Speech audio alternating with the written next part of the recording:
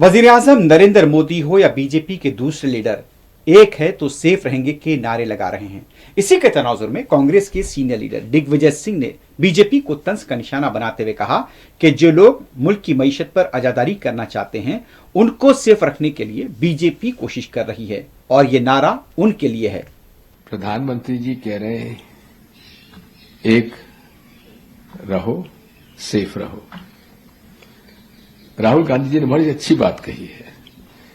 कुछ लोगों के चित्र बताए हैं जो पूरे तरीके से आज इस देश की अर्थव्यवस्था पर इस प्रकार से मोनोपलाइजेशन करना चाहते हैं कि दूसरा कोई जिंदा ही ना रहे, और जब तक वो एक है तो सेफ है। ये बात तो सही कही उन्होंने।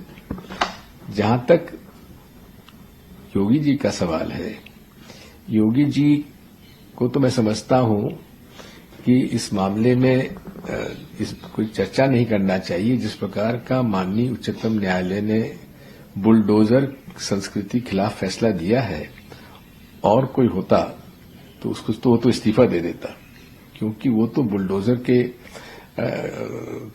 का श्रेय लेते हैं और उस पर गर्व करते हैं। उनका स्वागत बुलडोजर के ऊपर से माला फूल फेंके जाते हैं।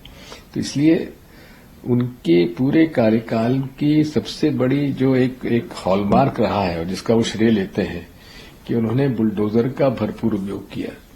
आज उसे माननीय उच्चतम न्यायालय ने जिस प्रकार का फैसला दिया है, मैं बधाई देता हूं।